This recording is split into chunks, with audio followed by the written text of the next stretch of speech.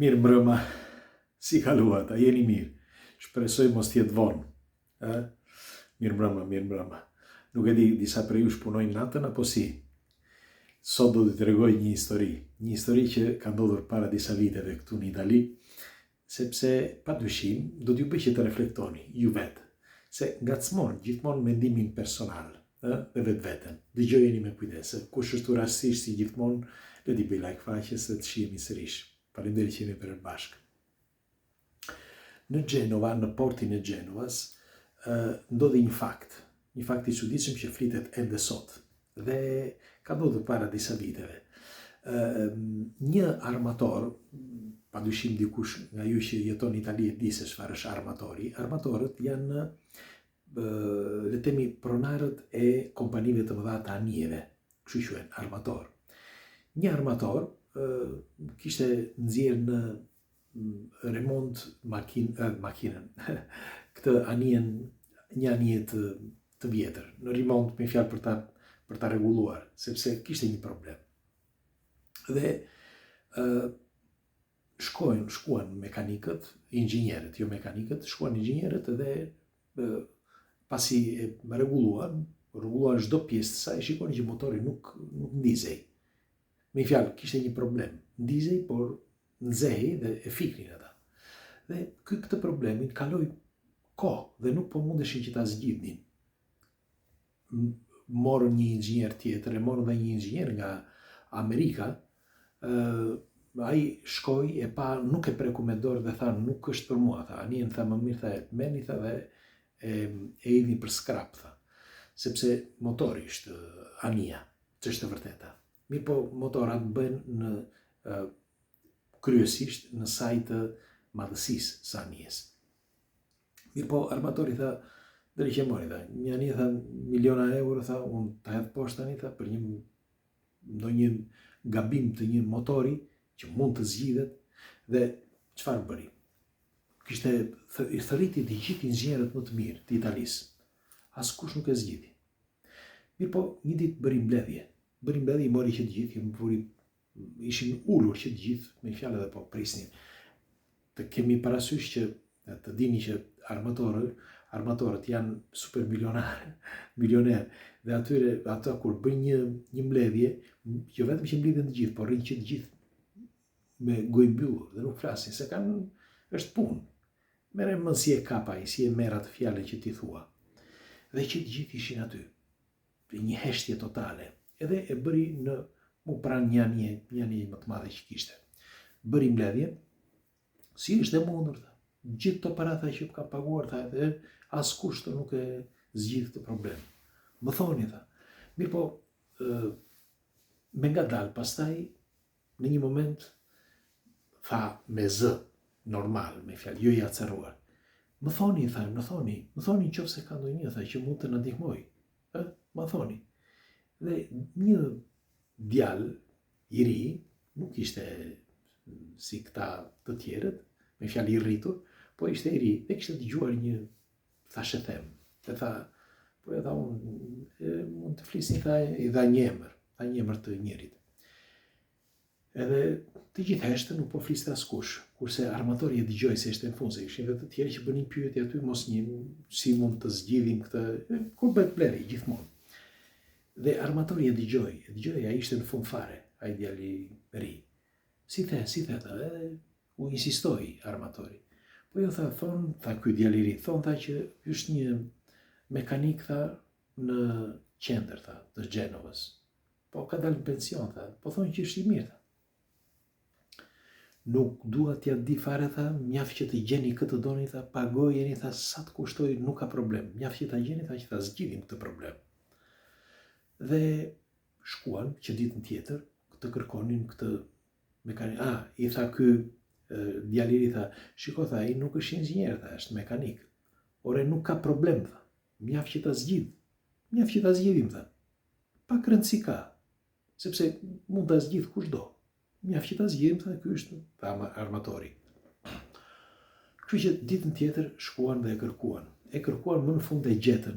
Ai ishte në një bar me ca shok aty, jashtë barit edhe po loste me letra. Keni parasysh ju kur njëri është në pension, los me letra me shok. Edhe shkuan këta aty, ishin 3-4.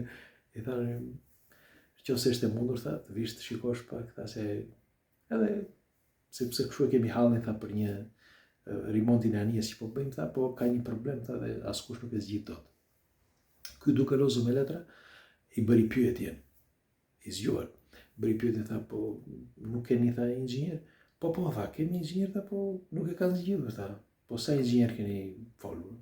Po kemi thërritur, tha, i disa, aty e kuptoi ai që i kishin thërritur shumë herë, shumë njerëz, edhe me influencë, tha, po më duket se s'është për mua kjo punë, tha, gjeni ndonjë një inxhinier, të lutemi, tha, ky se na ka thënë shefi, tha, i tha njëri nga këta, na ka thënë shefi, tha, që po patë mundësi, tha, të vish. Mirë, tha, do vi, tha, ta shikoj nesër. Dhe më ranë syzet.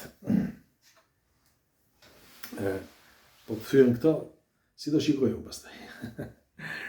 Edhe kështu, shkoj ditën tjetër, mori makinën, një makinë të vjetër që kishte, nga dalë dhe shkoj aty tek anija. Ai shefi i madh nuk ishte, me fjalë, ky si quhet, armatori. Ishte drejtori, ishte të tjerë të asistentë, ishin disa teknikë dhe disa inxhinier ishin aty. Dhe shkoj, i bëri disa teste, i tha ku, me fjalë, mos e ndizni, tha vetëm duhet të shikoj, tha, disa gjëra, e bëri një kontroll, pastaj bëri testin për ta provuar. Në momentin që e provoi, tha, fikeni, shkoi në një vend, shkoi tek makina, se zbriti poshtë, për fjalë ku kishte lënë makinën për jashtë, shkoi tek makina, mori një çantë që kishte tek makina dhe erdhi sipër.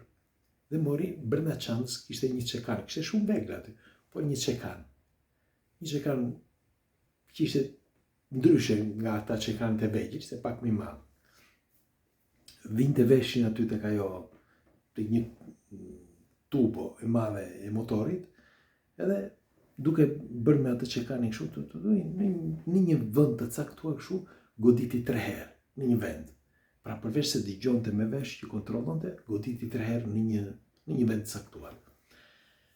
Dhe tha atyre, do e ndisni, tha, vetëm një herë, tha, bëni një shkrepje, tha, dhe do e fikni. Me fjalë, nuk do ta mbani ndezur, u tha atyre, se dua të kuptoj diçka. Dhe ata bën provën, një herë ata, e kanë, nuk e din se e kanë me qelsa, po ku ta di unë, por nejse bën atë sa e vurën në motor dhe e fikën. Ai shkoi në një vend tjetër, gjithmonë tek ajo tuba, edhe e qelloi fort, në një vend, bam, bam, bam, fort.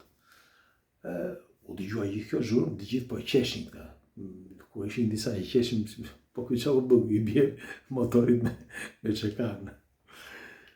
Edhe mbaroi, tha, mund ta ndizni pak, tha, të shikojmë, tha, si qofse ta ndizet.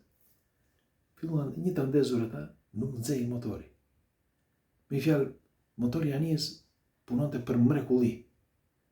I bëri disa pastrime, një pastrim të vogël që duhet nuk e di ku, në një tub të vogël, dhe kështu. Mori atë çantën, i vuri të gjitha ato veglat brenda, sepse kishte marrë çekanin aty, vuri dhe çekanin brenda. Edhe kur teksa po përgatitej që të dilte, erdhi kjo shefja e anijes, ajo që bënte llogaritarja.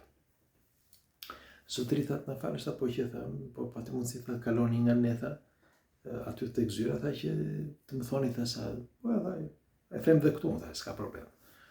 Po shikoni njëri tjetrin ata që ishin aty.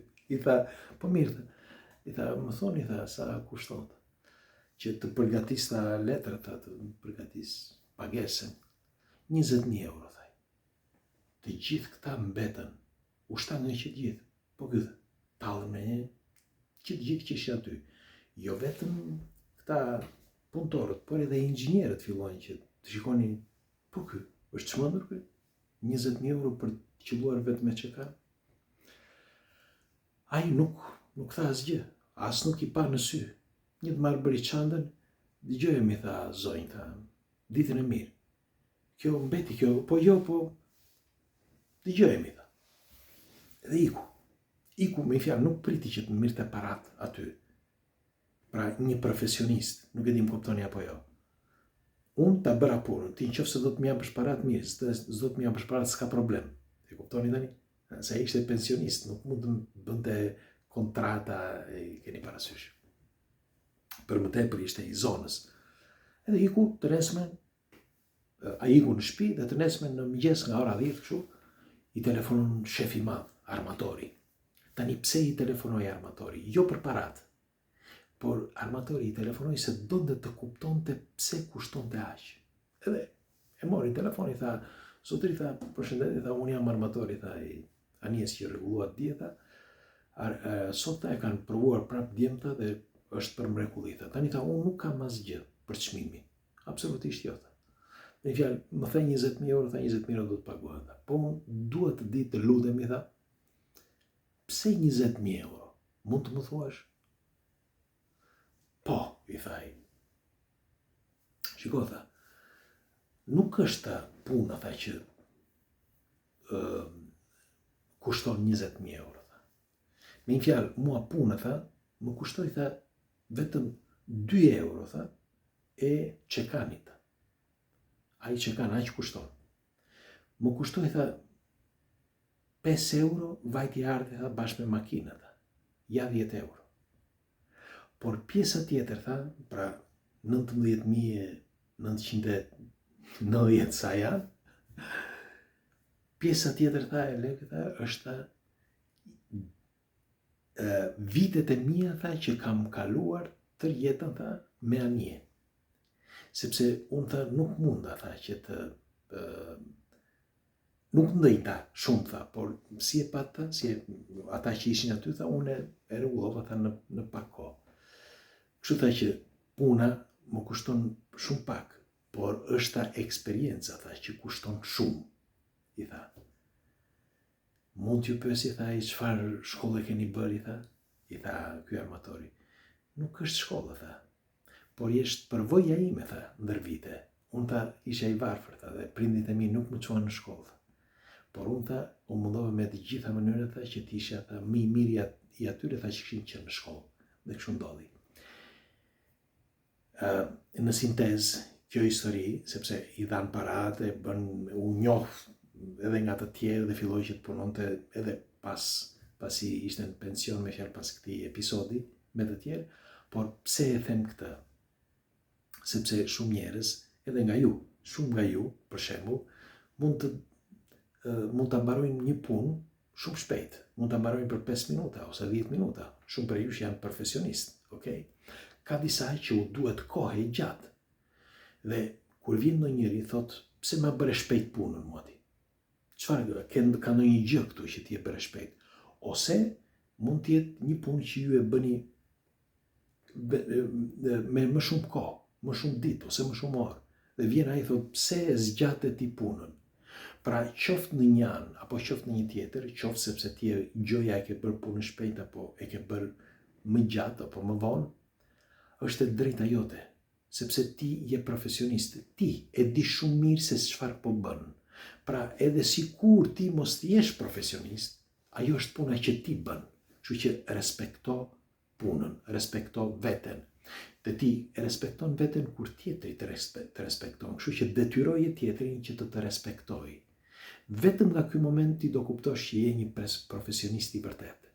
Pra kur e bind tjetrin, ai bindet që ti je profesionist. Edhe sikur mos t'jesh. Por e rëndësishme është që ti ta trajtosh atë ashtu siç duhet, pra me profesionalizëm. Pra punën që ti bën, ti japësh një respekt punës, ti dhurosh respekt punës, por njëkohësisht bëj që tjetri të japi respekt, të dhurojë respekt. Pra vlerësojeni veten tuaj. Kjo është e rëndësishme. Okej? Më thoni se çfarë mendimi keni për këtë histori, nëse kishit dëgjuar ju që jeni në Itali ose nëse keni parë në emisione, që kam folur një për këtë, dhe pres komentet tuaja. Hajde, natën e mirë, ju përqafoj.